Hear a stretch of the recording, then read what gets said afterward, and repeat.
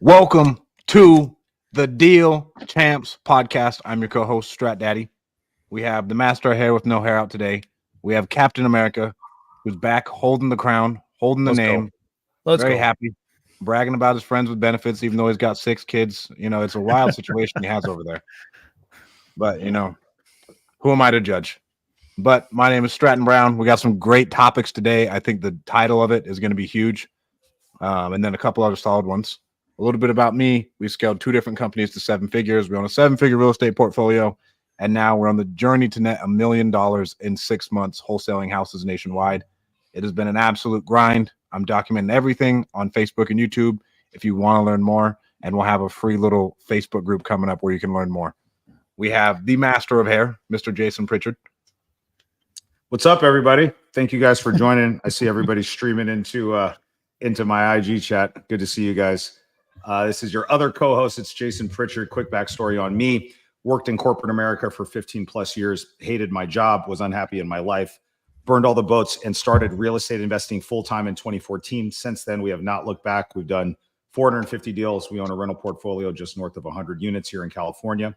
And our goal, as always, with this pod is to try to transfer as many valuable learning lessons as we can to you guys that are watching so you can skip past all the mistakes that we made and get to where you want to go as fast as humanly possible. We have Captain America, who didn't want to feel left out with a special hat. He wanted to wear a hat today, so he wasn't square.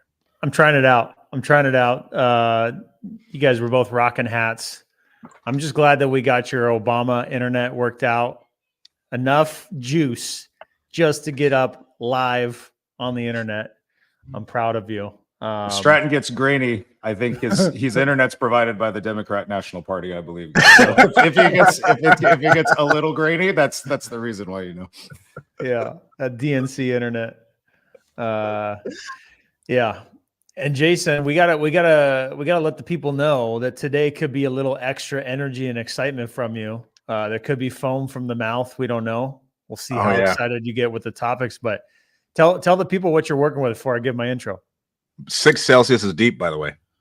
6 Celsius is what are we talking about? The topic for the buyers? We're talking about you, bro. You can't drink water. You're on the brink of fucking exhaustion out there. Yeah. Bro. Before I give my intro, I just can't help. I'm too excited to hear you tell the people what you got going on over there. Guys, this is how much I'm committed. This shows you the level of commitment and drive that we all have. Dean can be in Europe vacationing with his family. He'll come in and jump on a pod. I haven't had water at my house for 2 days. Haven't showered, haven't shaved, haven't done anything. And I'm here today for the people because we care so much about you guys tuning in for us. And Deal Champs are here to bring some value to you guys. So yeah, we're excited for this one. If you guys didn't Luckily, know, you can't smell me. 2 days. Yeah. 2 days. Someone broke into Jason's backyard, uprooted his well, put a hole in it. Going on. Wait, and then this happened because someone broke in the backyard? Is this true? No. Oh, that was gonna make this so much more interesting. I was like, wow. This is getting good. Not at all. But Jason only drinking Celsius for 48 hours. That's true. It. For some reason, Jen and I don't have one bottled water in our house. I don't know how that's even possible. We have no water here. I've been drinking Celsius and God knows what for the last 2 days, guys. So just bear with me as we go over. Aaron Shelton said, come over to our house. You can use the shower. Shout out to Aaron and Cletus for being friendly neighbors and letting us go over there and use their facilities. Dean, you know what he drinks, bro? His ice bath water. That's what I took a shower in my cold plunge. Yeah. God. Unreal. All right. Well, guys, I'm your other co-host, Dean Rogers. I started my career in the NFL. Then I transitioned to corporate, then into real estate. I've been investing in real estate for just over 10 years now. We've done over 650 deals, 8-figure rental portfolio, coaching students how to get started in real estate with wholesaling. And you guys can always connect with me at deanrogers.com. Do you know, have we shared to the Facebook groups yet? We have. We have? Yep. Man, the Facebook groups don't hit the same way they used to. I missed that. It's interesting, right? It's a curious thing. Oh, no. There it is. Obama is here. Oh, no. I shouldn't have moved, bro. I told you guys I wasn't going to fucking move. Don't even move. I told you. I can't even talk with my hands. Oh, my gosh. Oh, my God. You can't even get him on camera. Oh, my God. Now you have to leave it. You can't turn it off. You have to leave that on there, bro. Yeah, you got to leave that on, dude. This is what Just happens leave it. when you, All right, I'm here. use the DNC to provide your internet and your Wi-Fi. This is what happens. You have to stay like that. Unbelievable. All right. Okay. The first topic at hand: the Democratic Party is coming after Stratton Brown, and they're coming after realtor commissions. The two, they're no longer able to advertise the real estate commissions, as far as what I understand. You can buyer's agents still get paid, but then I guess you can't advertise it on the MLS so that you can pay them an amount of money. I was talking to a guy about it today about what we're gonna do with like our novations, because some of these agents won't even like show our houses because they want to know exactly what they're gonna get paid, and they're a little bit butthurt. So, Jason, I think you flipped the most houses here. Let's go back to the beginning. Let's talk about where this all came from. Yeah, start with some context. Why don't you give them some context? Why don't you get for people? I don't have a ton of knowing what's context going on it. Yeah, break it down, Jason. So the long and short of it, guys, without getting too far in the weeds, is starting on August the 17th, right? Way things have normally worked, right, is at least with us in our traditional business, and I'll speak for myself, when we go to list a property, seller pays the commissions. And typically what's happened, even though, you know, the nuts and bolts of it are changing a little bit, typically what happens is I'll normally give a 5% commission. Half of that commission goes to my listing agent. Half of that commission goes to the buyer's agent. Now, starting next week, you're not going to be able to promote or put out what you're going to be paying for your buyer's agent compensation. And buyers are going to have a little bit more, sellers are going to have a little bit more flexibility, it seems like, with where they're going to put that number out. And I think the big thing, it doesn't really change the mechanics of the way that this has been working for a long time, because we've always had a choice as sellers to pick and choose where we're at. I think the reason why this is going to be different is the narrative, I think, is changing. The narrative on the news, the narrative on social media. And I think a lot of real estate agents and brokers have made this such a huge deal that now I think buyers are approaching this like, wow, I now have this opportunity to offer less or maybe offer nothing. And it's up to the buyers to pay their agents. And so I think we're going to see a lot of changes on, how buyers agents are compensated. And I think it's going to have an impact. And it's very interesting to see how flippers, I know, Dean, you and I have talked about what your guys' plans are with some of your properties. And it's going to be interesting to see how investors start compensating buyers for some of the flips that they list. Yeah. Dean, what are you going to do for them?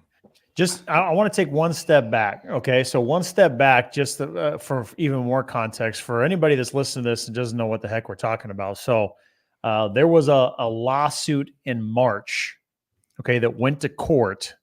And the lawsuit was that realtors and brokers were charging too much to the sellers in terms of commissions. Now, this has been the way that's been and I'm not even a licensed realtor, so I can't, I'm sure there's some information I don't even know, but as long as I've been alive and as long as I've known about real estate and even looking back in the history books, so to speak, it's been this way.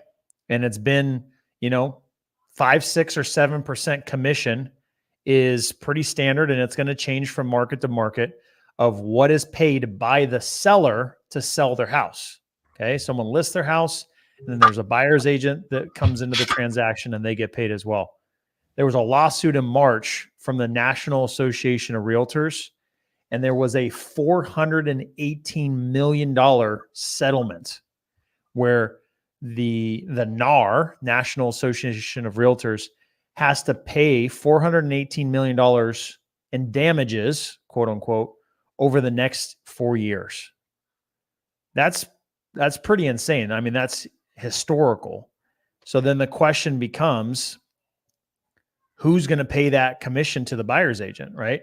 And as of August 17th, officially effective August 17th, sellers no longer are required or expected to pay buyer's commissions, and you're not even able to promote, as Jason said. You're not even able to put in the MLS when you're listing your house for sale that you're willing and able to pay. Now, I'm sure there's some workarounds that you could do in the description of the property, or maybe in the MLS there's actual like a note section that you can have specifically just for realtors.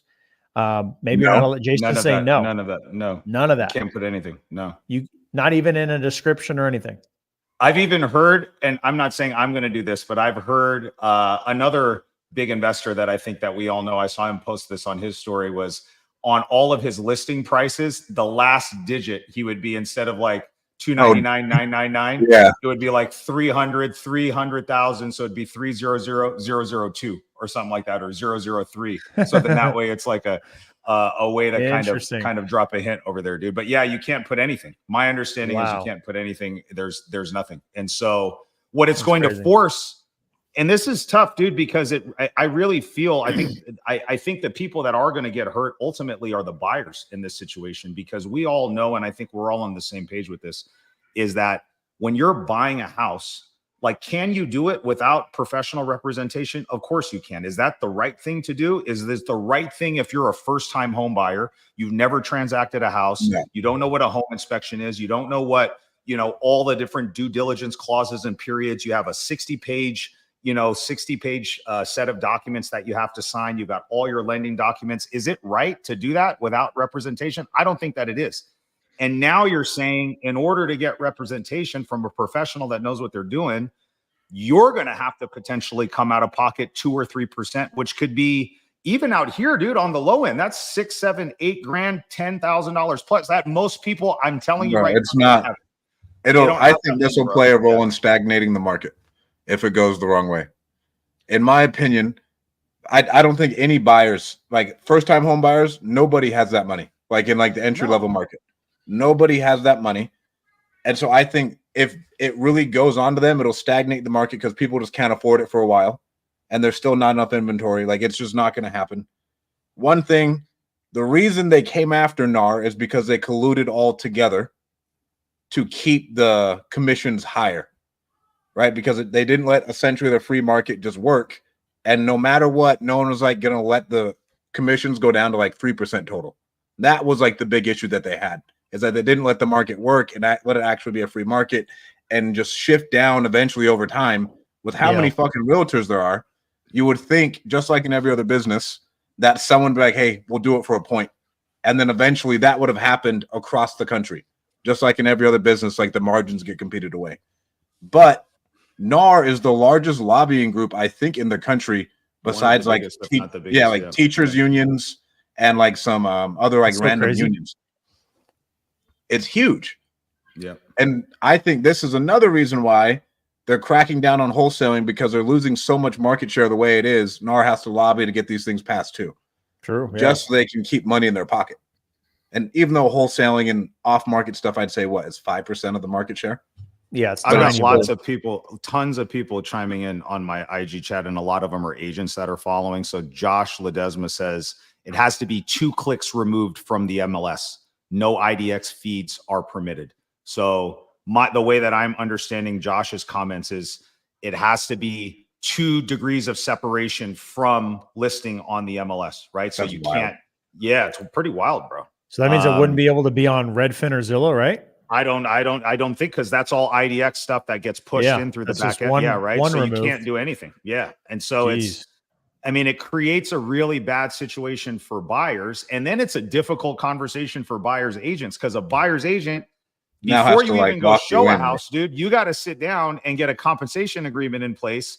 And you got to say, hey, if we find a property, which I don't think there's anything wrong with that, right? I think I don't either. Buyers agents should be paid for their time. So for me, I have no problem with that at all. But think about how that's a high degree of difficulty conversation to have, guys. If it's like, before I sit and spend any time showing you, you're going to have to agree to compensate me 2.5%, 3% of the purchase price of whatever house you guys. So if you're shopping in a $400,000 price point and I want 3% as a buyer's agent, you have to agree to compensate me $12,000.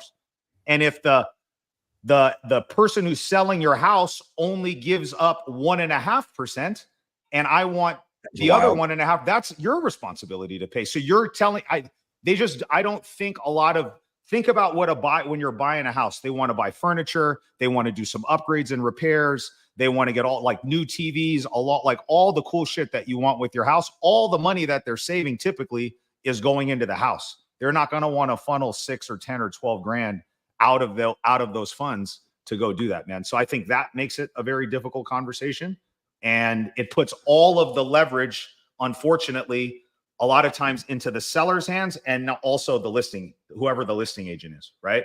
But really the sellers now, and that's what I was saying at the beginning, guys. I think the narrative has really changed because it isn't really that much different than way things have happened.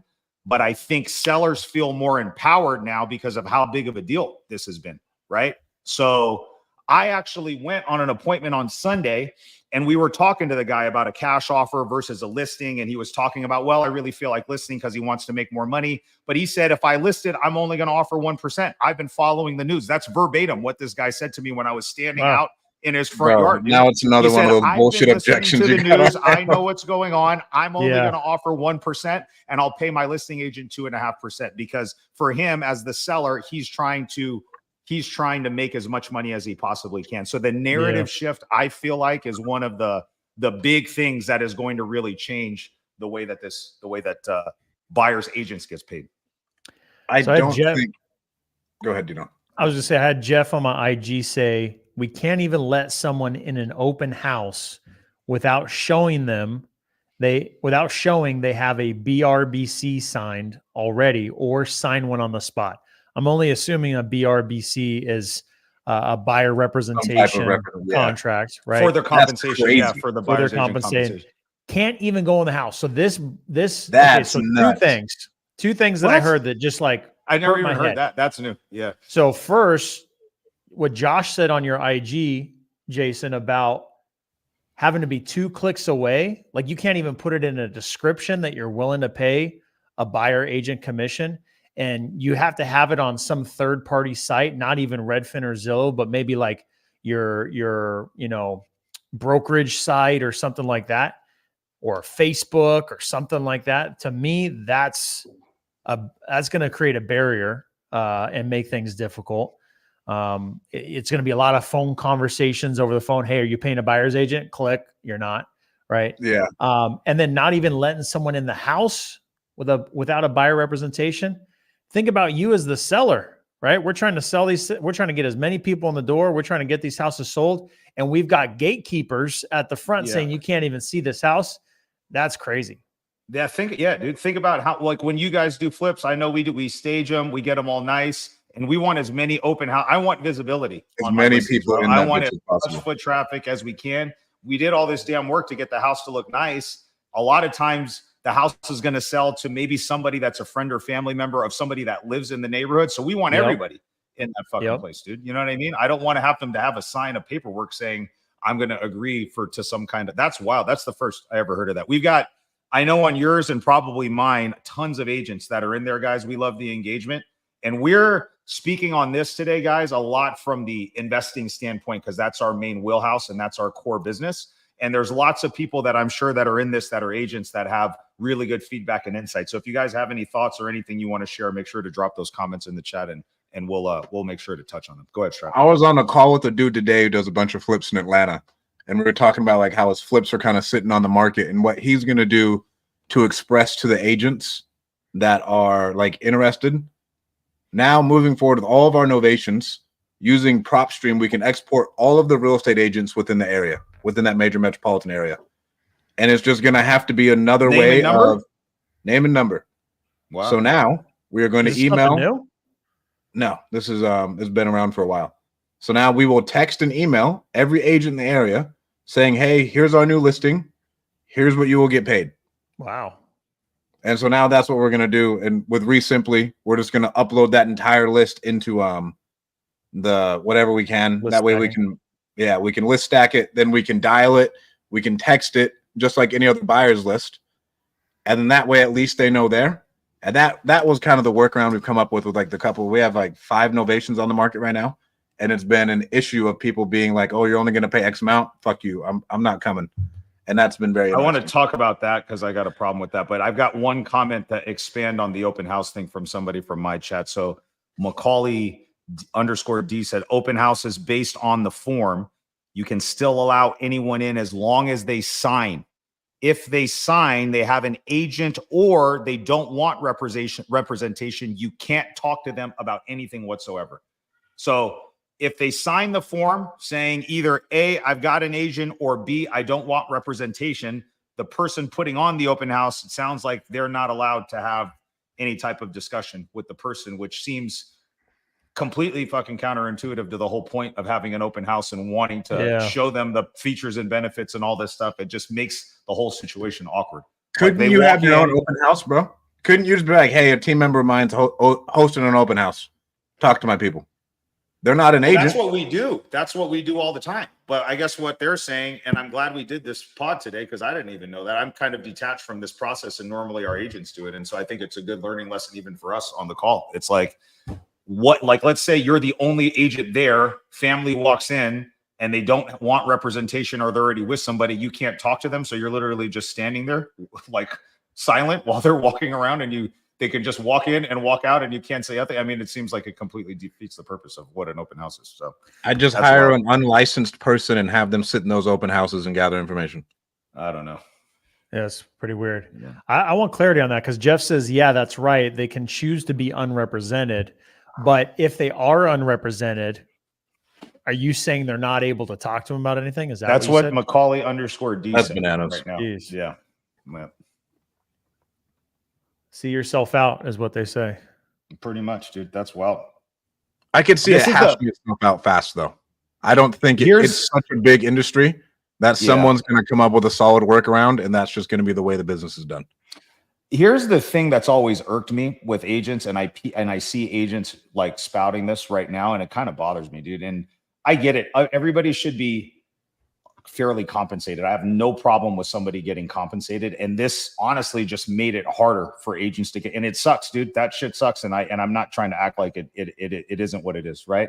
But I get a lot of people where kind of like nonchalantly or very out in the open, agents will be like, well, if this house is paying me 3% and this one's 1.5%, I'm just not going to show my client this 1.5 one. And I don't personally think that that's the right thing to do, dude. Like, I think your job is to show the agent, your client, the houses that they want to see, irregardless of the compensation. You've got to do your best to try to negotiate what that is. But it's always irked me, dude, when it's been like, well, I'm just not going to show that house. And I mean, really? Like, you're not going to show the house, dude? Like, that to me doesn't make any sense. And if there's agents that are on this that think that I'm wrong and that like have a contrarian opinion to what I'm saying, and they think that it's okay to not show a property if the buyer's agent compensation is less than whatever your standard is, 3 or 2.5%, I'd be curious to hear. I don't know. I can't think of a good argument on that. That's not sounding like a 5-year-old being upset. That's how it comes across, as like, if we're trying to do the best thing for our client, right? Obviously our compensation needs to be taken into consideration. I don't want anybody to work for free, but if your client really wants to see this house, but you're intentionally taking over to this house because the compensation on this house is better, that to me feels like a disconnect there. And I don't feel like that's the right thing to do for your client. But yeah, it's been interesting interacting with more agents because I've never done it before. And then we have 4 or 5 different states of like interacting with agents and how they approach things, and how it's been very, very interesting. What's our next one? You got anything else in the comments? I feel like there's I got some stuff in the comments. For some reason, some of our stuff isn't coming through on our chats here on StreamYard that I can see on Facebook. But Jeff says agents should get their loan officer license and hedge their bets. It's probably going to get pretty interesting out there. Tamara on Facebook says, I just text agents directly and that works great. I agree. That's probably a good way to do it. Cletus is asking, who's responsible for monitoring the compliance with all these new regulations? I don't know. Broker, most likely their broker. I think their broker, and then the DRE for California will probably be next level of compliance, right? So I think it sucks, dude. I mean, I know with brokerages and just traditional broker model, I mean, those are run on such thin margins, generally speaking, dude. Like I know lots of people in that space, right? And if that's, this is going to have a negative impact on those guys for sure, man. I feel bad. And I think it speaks to the point. We talk about this a lot. Like, I don't think it makes sense just to do one thing in real estate, right? I don't think it makes sense just to be a wholesaler. Just like I don't think it makes sense just to be a buyer's agent, right? I think the people that are going to evolve and thrive through this market and through these changes and through all of that stuff are people that have the capacity to do different things and provide different solutions for the people that they're working with, i.e. their sellers or their buyers and their clients, right? And I think if you can go there and offer them a cash offer, you can offer them a listing option, you can offer them something creative like a novation and anything else in between. I think those are the people that I think are finding success right now. I think the people that just stick with, this is the way that it's always been and they're mad that like things are changing, that outlook for me is never going to be productive. That's something we talk about often, right? Like you have to pivot and adjust. I couldn't agree more that you got to have multiple different ways that you're investing your time, I'll just put it, to get results. I don't think you should be the jack of all trades, master of none, where you're trying to be, great at all these things, but you need to be able to pivot and adjust to the time. So, we've talked about how at times we've been flip heavy, then we pivot to wholesaling, then there's good times for rentals. If there was only one thing that I focused on and did, we would have gone away and not survived during certain times. So, let me see here. I think that you guys think that the buyer's commission will just get whittled down to nothing with people just working for free, essentially. Like, do you see that happening? I think there's people wanting the race to the bottom, bro. I think instead of we should post this comment from Justin because it gives good context here. So I'm gonna show it really quick. So buyers agents have to show up and actually bring value. Full stop. Okay. I think the biggest thing right now is instead of really truly showing your client what your value proposition is, most people will opt to just cut their fee. And I think it's harder to show why you're worth that 2.5 or 3%. It's harder to have those discussions. And I do think that most people, instead of skilling up and getting better and evolving and becoming better real estate professionals, better communicators, better at portraying that value to their clients, I think a lot of them will be like, yeah, I'll do it for X or I'll do it for Y. And I do think that's going to compress some of those things, man. And so, yeah, I don't know, man. I think it's going to remain to be seen. And we've had some open discussions, and I'll be very honest with you guys, dude. We did some math, and we did a calculation on all of the commissions we've paid through July of 2024 on any deal that we ended up listing on the MLS. So this is a flip or a wholesale deal, right? And Strat, just take a guess. I talked to Dean already about this, so I think Dean knows the answer, but I'm curious to hear what you think. We always have paid 2.5% to buyer's agent, always, okay? If I were to change my compensation structure for buyer's agent and I brought it down from 2.5% to 2%, how much money do you think I would have saved just in commissions through July of this year? What's the number? 100 to 300 grand, probably. No, it's less than that. Through July, through the first 7 months of the year. Really? I wish it was that much. Yeah. I was like, fuck. Yeah. Half a percent. So going 2.5% to 2%. It's about $36,000. So nothing. Well, no, to me, that's not nothing, because if you extrapolate the math out over 12 months, you're talking about 60 to 65 grand over the year. That is just by going from 2.5 to 2%. Brings back an additional 65. Changing nothing in your business, and you just literally got profit of another we just 2-3 deals. We take this one little lever and we adjust it down by 0.5%. And I would just push back and say, is that 0.5 point worth the activity that it generates? So let's play this out. Could I take that 65 grand and spend $6,000 or $7,000 a month in PPC? Are you trying to tell me that I couldn't take generate that a better return grand and turn that into $250,000 or $300,000? I think that's a conservative estimate. Yeah, right? You're right. So I think it's pretty conservative that I could pull that money back in, redeploy it into more marketing, push some more leads into my team. My team's happier. We're closing more deals. We're more profitable as a company, right? And I didn't lose anything, really, right? Well, that's not maybe necessarily true. So what we were talking about, Dean, was what is potentially on the table here if you make that change as an investor? Because I think investors are like one of the people, think about that. If we're bringing 50 transactions every year to the market. Like, we're bringing a lot of inventory to the market. Oh, yeah. You know what I'm saying? So what are the pros and cons of doing that? The pros are obviously we save a little bit of more money. We can generate more revenue, but there's downside to that too. That's a great point. I was like, yeah, well, what about the extra fucking foot traffic? There's nothing that is going to outpace that extra money into marketing. As far as like bringing in more buyers, you'd have to have, unless you're bringing in people who want to pay you ridiculous amounts of money. Like, there's nothing that would outpace that marketing. It's one thing about what price you sell the property, but to the point that we're trying to make, are buyers agents going to be discouraged on showing your property if it's not at what was traditionally the going commission for buyer's agent? And if the answer is yes, because time will tell, if the answer is yes, then you can bet that I don't plan on reducing any commissions, because I want to sell that as fast as possible. Yeah, I want to get it off the books. It's like number one, because you still have to take into holding costs. You got to take account for holding costs, opportunity cost, right? As you have this capital out. Yeah.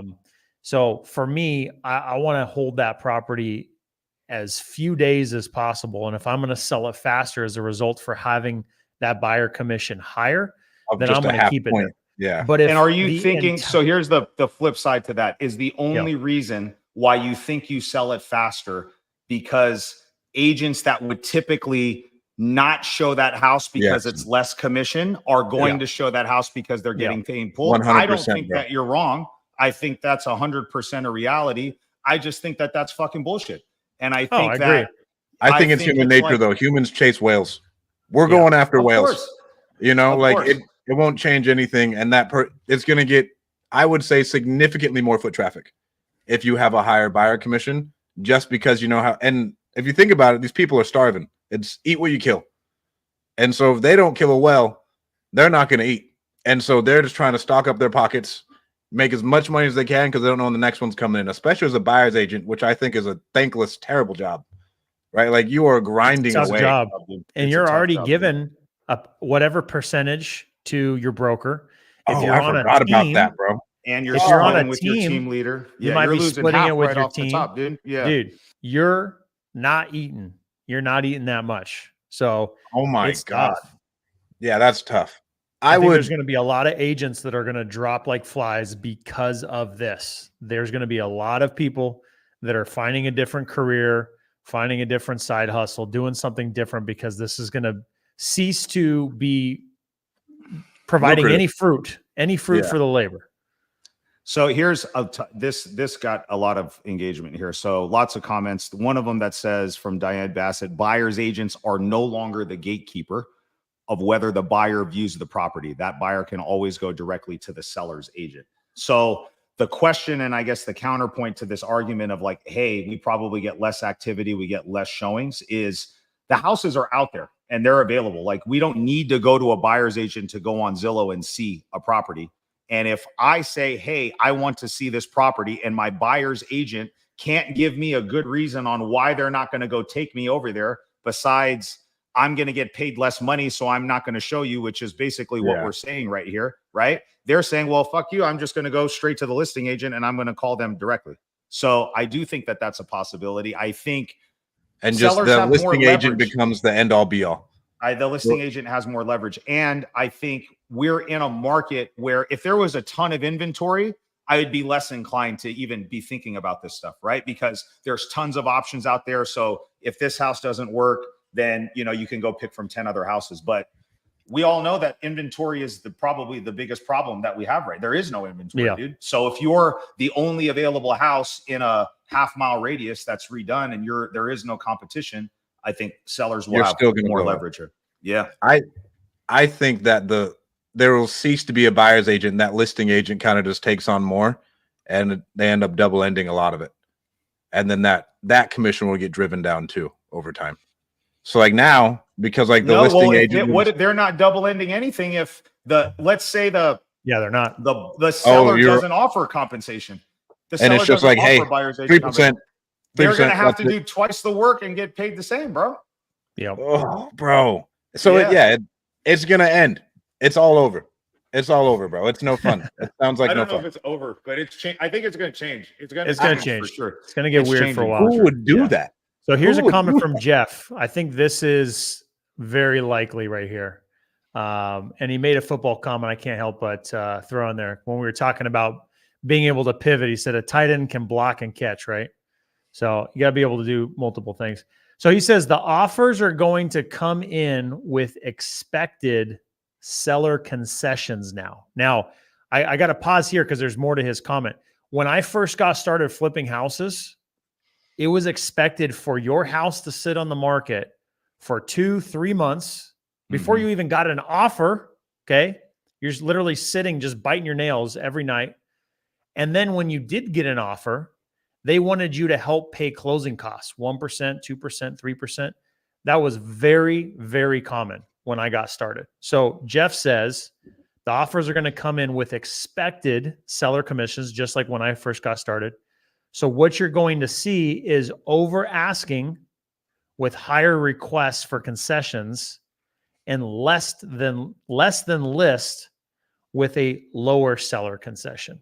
Okay. So basically like trying to compensate for that additional commission that's going to get paid by the buyer and them trying to qualify for that amount or justify paying for that to see something like that. So, and then another comment from Jordan. Do you think the buyers will just call the listing agent instead? We just got done talking about that. I see that happening a lot. That's what you do, bro. If the buyer's agent gives them friction, I think 100% they're just going to be like, screw this, dude. You know what I mean? Why would you need That's where the value prop. How well are you explaining your value proposition to your client as a buyer's agent? Yeah. Because if they're not sold on your ability to help them get through this entire process and help provide value, not just in getting the house, but doing the due diligence, keeping you from like getting sued or doing the proper inspections. So those are the things that I think the value that you really need to sell. Tons of value. Just like, yeah, show me your house and you don't have to worry about it. I work for free because the agent, the seller is the one that's paying me. That no longer is going to fly anymore after the 17th. That's not happening. What do you guys think about that comment from Jeff about offers coming in either higher or lower with concessions being in the mix? I definitely see that being likely and possible because, again, that's how I got started. That I saw that on almost all offers where we were expected to pay 1%, 2%, 3% to help with closing costs, and that's just where the market was, more of a buyer's market. I don't see it being like a huge correlation, but yeah. I think I don't know, bro. I just think about this more and more, and I'm like, man, why would you ever be a real estate agent with this coming up? Because like Jason's team will be the top performing real estate agents in Fresno because they just take all those listings from flips. There will be higher performing. There always is going to be that small and it's going to be a volume game that just crush, bro. And those people, honestly, I think they're going to do better. So the top of the food chain, like it is in most people, those people are actually going to continue to rise even faster. It's the ones that are like kind of in the middle and at the bottom is getting wiped out for sure. And 100%. The people that are stuck in the middle, they're either going to have to change and evolve and kind of start going up this way, or they're going to get wiped out too, dude. And that's the sad reality of what's going on, dude, because it's going to get really, really difficult here, I think. And I think if all you are is just doing the agent side, specifically the buyer's agent, man, dude, you need to start getting good at doing listings, and you need to start implementing some of the investing stuff that we talk about. You guys don't need to recreate our businesses, but if you could make an extra 30, 40, 50, 100 grand a year, what's your average deal size, Dean? Do you think, just off the top of your head, like just average deal that you've done this year? Do you know what that number is? You're talking about profit or the purchase price? Profit. Yeah. Just on an average deal. I'm just trying to give them some context. If you do one deal as an investor this year, our number blended between wholesales, and flips, if we blended that number out, is like 28 or 29,000 bucks. That's what our average deal is. Okay. So if you guys did just the average deal here and you did 2 or 3 of those, you're putting an extra 60 to 90,000 bucks in your pocket. And you don't need to go spend a bunch of money on marketing and do all the crazy stuff that Dean and I and Stratton do to try to do all these deals. A lot of those deals will come right from your network, guys. A lot of those deals, if you just turn that camera around yourself and you start asking your sphere of influence for some of these fixer-upper properties, I guarantee you'll do 1 or 2 investment opportunities if you're consistent about that. And then you can take that money and then redeploy it into maybe paid marketing or something else and grow if you really want to. But you've got to start doing something different. Mine's at 24 right now. Without the deals, we got a handful of deals that are pending about to close. Ours is at 24. Some of the ones we have pending will bring it up maybe a couple more thousand because there's some juicier ones. So that's where we're at right now. Yeah, I don't think I think that only really applies to California, because as you go into these other markets and like you think about real estate agents and you anything under $200,000 to wholesale in is terrible. Yeah, like no, you're not like wrong. like the prices I just don't think would keep those people alive. Yeah, it's like lower cost of living, but in these like the Midwestern markets, bro, it's going to be a bloodbath. I mean, it's the same thing is true on the agent side. If you're an agent in the Midwest, you're only making 2.5% of 200 grand, dude. So I'd rather I think the economies of scale are true no matter what. So even if you're in a Midwest market, right? I think deals, would it be safe to say that you think deals maybe are a little bit easier to do than in California? They're just maybe lower margins. Is that a fair characterization in some I'd say it's easier to do, but then the margins are like terrible. Smaller, right? Yeah. Like it's not worth your time. Like we have a couple of them to where anything under 100 grand, bro, there's lots of times where we tell the seller, like, we just don't want the house. Yeah, for like a $5,000 rip or something. And I think your lens that you're viewing things through, I think is completely different than an agent that's teetering on the, I got to go back and get a W-2, you know, or I can try to really make this real estate thing work. A lot of people will take $8,000 to $10,000, dude, on a smaller assignment on maybe something that doesn't make sense for us. I just think adapting to change and evolving, I think, is going to be key. And this is going to create some waves in the market for sure. I love it. Any more comments before we move on to the next one? Cletus says, if you want the house, bring your best offer. Spoken like a true flipper. I love it. Oh my God. All right. Next one. What do we have here? Ooh, let's go with the morning routines. Jason's morning routine is slightly changed. He wakes up, gets in the cold plunge, then he drinks the water to hydrate himself, and then he goes about his day. I drink the cold water now. What is your typical daily and morning routine? I like this because I know Dean is not anti-routine, but just because his life is in a different space. So this will be a good contrast to talk between him and I about this thing. So for me, the way that my routine looks like right now, on my best days, I'm up around 6 or 6:30. I get up, I have Project 369 journal. I'm adamant about this. I've gone through about 15 or 20 copies of this. It's just a daily gratitude exercise journal that helps me with goal setting. It helps me keep the things that are most important to me top of mind. So I fill that out. I'll usually read 8 to 10 pages out of a book. This is a really, really good book. I'd recommend this for both of you guys. Hero on a Mission. The coach that we hired from Sharper said this was his favorite book. I started this one. So right now we're kind of going through this. And then I have a visualization exercise that I go through that's very simple. I'll usually sit outside and I'll have this visualization exercise that helps me feel more in touch with my goals. Then I like to work out, and that's it. So the getting up, journaling, reading, visualization, that takes me 30 to 45 minutes. I'm off to the gym. I'm back, ready to start working. My workday typically starts at 9 is when our first team meeting is, and I go from there. So that's my routine. The reason why I like morning routines, okay, this is what I equate it to, is can you just get up and start? I've heard Hermosi say this a lot, right? He's like, instead of fucking jumping in the cold plunge and then doing the red light sauna, then meditating for 30 minutes and doing this 3 hour, I could just spend 3 hours working. And yeah, fuck, sure, of course, that's true. Here's why I like it and what works for me. I equate it to like priming your engine, right? And if you're trying to, like I used to cut the grass. That was one of my chores when I was younger. And before I would start the mower, I always press a little button on the side of the mower to prime the engine because it wouldn't do a cold start. Bro, look at this fucking metaphor. And so what a metaphor, bro. And so for me, I always just perform better when my engine is primed and I spend a little bit of time to start my day filling up my cup, bro. I use that as a way to kind of recharge my battery. It gets my head straight. It keeps me aligned with what I'm supposed to do. I feel better when I do that. And a lot of it is just like, damn, does this feel better? Then great. If I roll out of fucking bed and I try to come here to work, I don't feel as good as if I spend an hour and a half doing all the other stuff, right? Yeah. So for me, if I could just roll out of bed without doing anything and just start hammering it away, then I would do that. But like for me, I like to get my engine primed before I go, dude. So that's why I like morning routines. I've tried them both. Because I do agree with Hormozy to where it's a crutch because you're like, man, I fucking missed my morning routine. And then you can mentally spiral from that, right? Sure. Because you're like, I didn't hit what I needed to, this and that. Depending on the day, right? It is good to wake up and just kind of bang some shit out. And depending on like if it's like a project day, because I do believe, especially with like kids and having to get Xeno ready and everything else, if I can wake up at like 5 a.m. and I can bang out whatever stuff really needs to be done, amazing. Immaculate, right? And same thing I like that. I know Dean works late into the night because he's got his 12 kids running around telling him to read him books in the middle of the day, and he does it. He's just a great dad.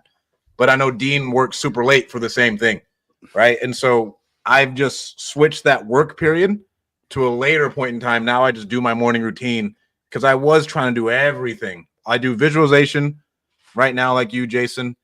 I need to work on my Project 369 shit. I'm a big woo-woo fan, right? I think it's good.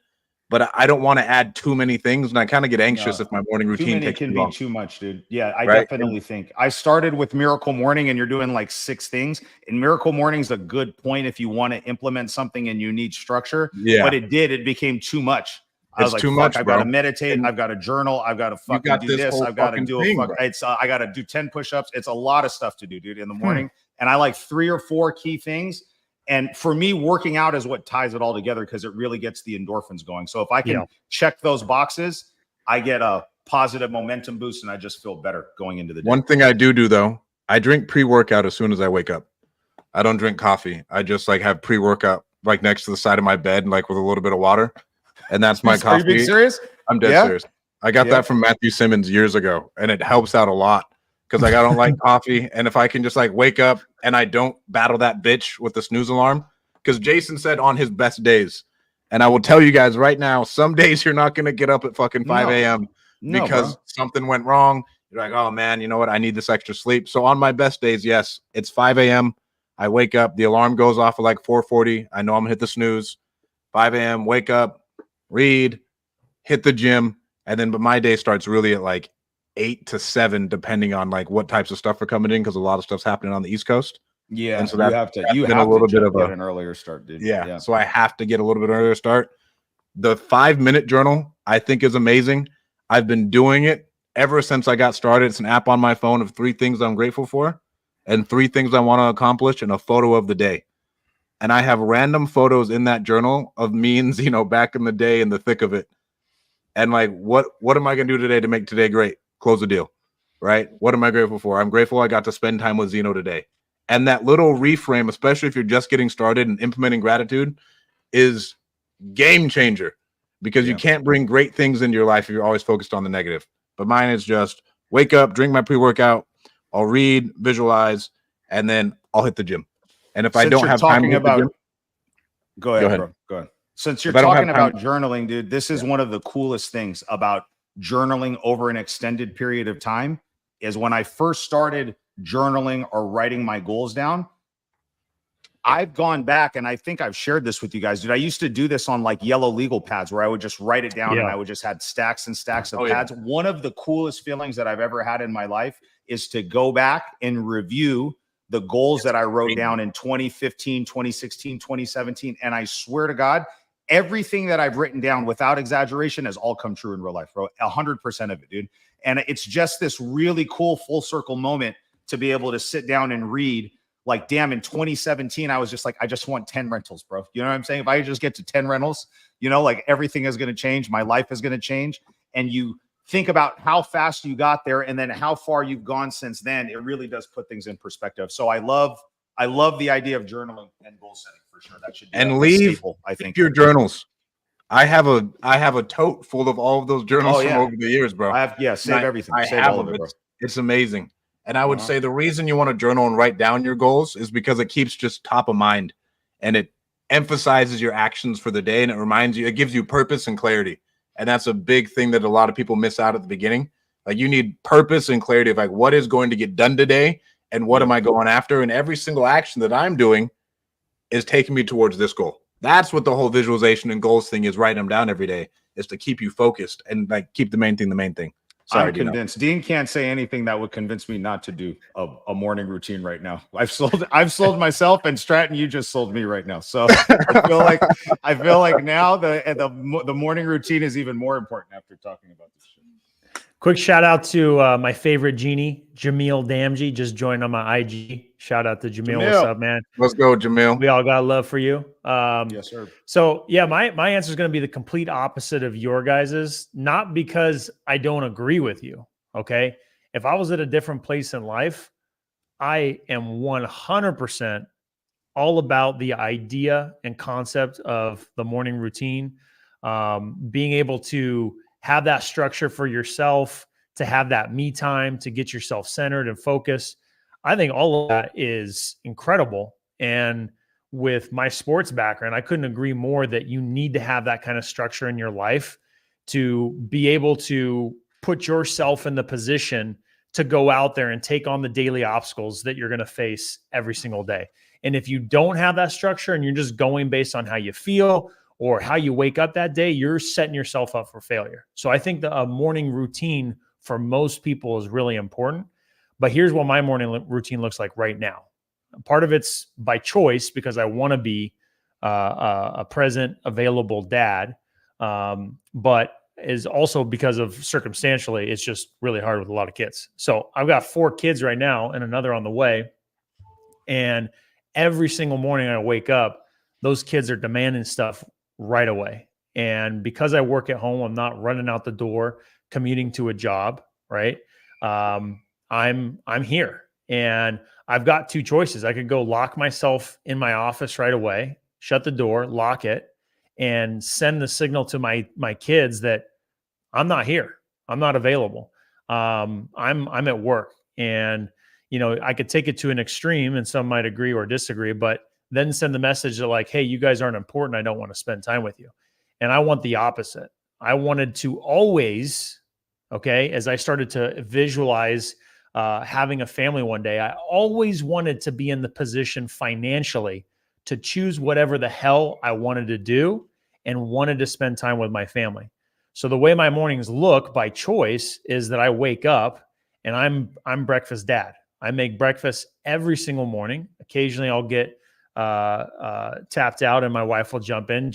I think it was this morning. No, it was yesterday morning. Yesterday morning, I woke up. My wife had let me sleep in a little bit. I just woke up like, hey, where am I? I go out and my wife and oldest son are both in the kitchen making breakfast together. And they're sitting there chatting, having a good time, just being really cute. And they were both really, well, my oldest son was really proud about making breakfast and kept telling us about how he made it and, how he was excited about it. So, at times that will happen, but I make breakfast every morning and then I feed them breakfast. I sit at the table with them and, that goes on from 7 in the morning until 9, pretty much every single morning. And I might be getting them dressed, getting them ready for the day, playing with them a little bit. But by the time 9 o'clock rolls around is the time where I'm finally starting to get going in the office. We have our scheduled team meetings at 9:30 a.m. every day. And then we're getting into the day. So for me, my me time is not very extensive in this phase of my life, but my me time is going to the gym. Now, I've always preferred to work out around lunchtime. Right after I've had a meal, it's digested. I'm almost about to get hungry, but not quite hungry yet. That's my optimal state during the whole day. So I used to do 5:30 a.m. workouts in the morning for football and used to hate it. My body was still asleep, never felt awake. And that's just, it was what it was. But I love working out at lunchtime. So I'll usually leave for a workout almost every day, right around 12. Sometimes it'll bleed into about 1 o'clock if I got some meetings running over. But I'll do that hour-long workout, hour and a half, come back, eat, and then I'm back into meetings. And right now with life, I then have right around 4 o'clock usually practices, soccer practice, basketball practice, and I choose to go to those practices with them. I'm either coaching them in those practices, or if it's some of the competitive sports that they have, where I'm not able to be a coach, then I'm there watching them, supporting them, and I'm watching them in the practice. I'm not in the car usually working. Usually I'm in there watching them. I'm usually there with, like yesterday, I was at the soccer field with all 4 kids. I was there with all 4 kids. The wife stayed back and made dinner. And I was playing with 2 of them and had 2 of them running drills. And some other kids were joining in running drills. And to me, I love that stuff. I love being around sports. I love participating with my kids. So I had several hours throughout the working day of working out and taking my kids to sports. And I'd rather do that. And I'm able to make that choice because of the fact I own my own business. Otherwise, I wouldn't be able to do any of that stuff. And I'd feel sick to my stomach every single day that I wasn't able to be around for any of that. So that's what my schedule looks like now. And I think once the kids are older, right, and they're out of the house or more self-sufficient, there's no question that I want to spend like the first 3 hours of my day working out, cold plunge, sauna, yoga, stretching, all that kind of stuff, just to make sure that I'm in the best health that I can be. Real quick, before we wrap this up, because I know Jason has to go. Working from home is probably way harder than you anticipate as an entrepreneur, especially when you have children. And I have had to ask all sorts of different entrepreneurs, and Dean is one thing that I've talked to other entrepreneurs, and they just say like, hey, I set boundaries during the day. I come down 2 times, but they know just not to come in my office, because if I need to be present at 5 o'clock to be there for everything, I just can't be talking to my kids all day. I have someone come interrupt, because it throws off the rhythm and everything else. And I want to be just done at 5. And that's okay if that's like what you're going for. And then I would shout out Michael Butler. Am I pixelizing, Jason, or is that you? That was him. Oh, let's go. Let's go. Got him. They tried to hack me, dude. Did the DNC try to hack me? Interception, dude. Look out. What is happening, bro? Russian hackers. See, they went for they're getting through your bro. They're going for it. They don't want you guys to be great. This thing, bro. All right, last thing. Shout out Michael Butler. When I wake up early so I don't have to rush my child to get ready for school, because it just creates more anxiety in his life. Like that energy that you portray as you're getting ready, like, hey, get up. Hey, we're behind. You send your kid to school in a completely different mindset, mental state, and everything else, where if you're up earlier, you handle your shit, and then you're like, hey, bud, what's going on? Let's get you ready for school. How you doing? Then you can make him breakfast and do everything else. And that's something that's a reason I do wake up earlier, because I've noticed a difference where I'm not up and I don't have time to prime my brain and do everything else. And we're just up and at it and chasing it down. He performs differently in school. He feels differently. I can tell he's stressed because like I'm stressed. Like, hey, we don't want to be shitty parents getting to school late every day. Yeah. Whatever it is.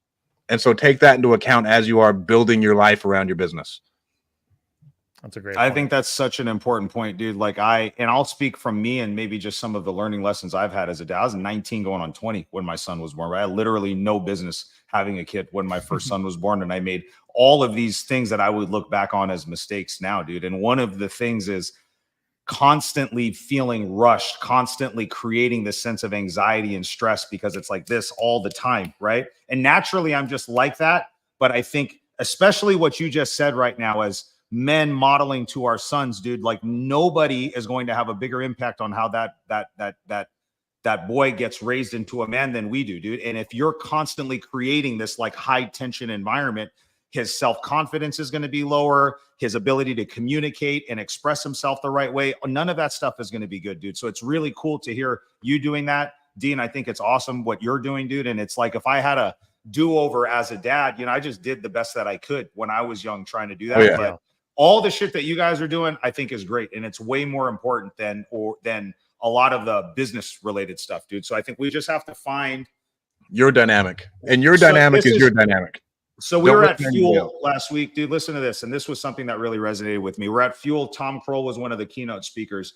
And he said, I don't believe in work-life balance. He goes, I believe in harmony in all the important areas of my life. And for whatever reason, that really resonated with me, right? So it's like never going to be a 50-50 balance between work and life and this. I don't think that exists for people like us.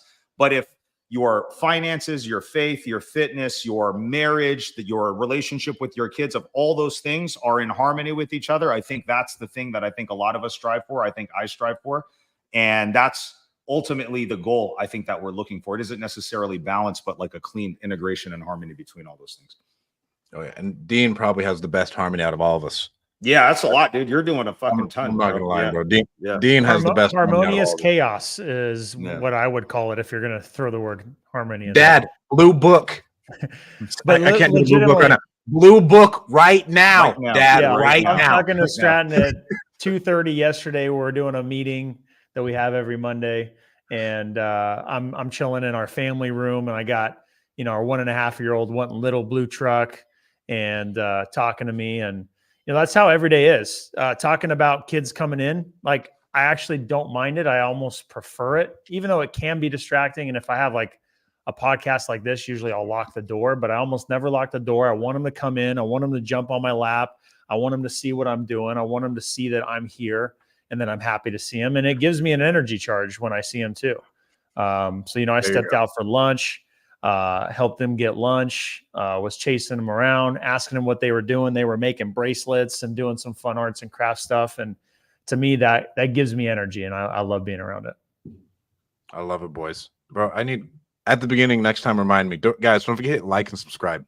We need to up our fucking YouTube following. At the beginning, I'll shout it out. Don't forget to hit like and subscribe. Thank you guys so much for tuning in. Thought today was a great pod, great engagement from what are we gonna call our people? The champs. The champs. Yeah, right? we're gonna call them the champs. Community. The Deal Champs Deal community. Champs. The champ Deal community. Champ community came through. Deal Champ community came through. Thank you guys so much for tuning in. We'll talk to you guys next week. Peace. Peace.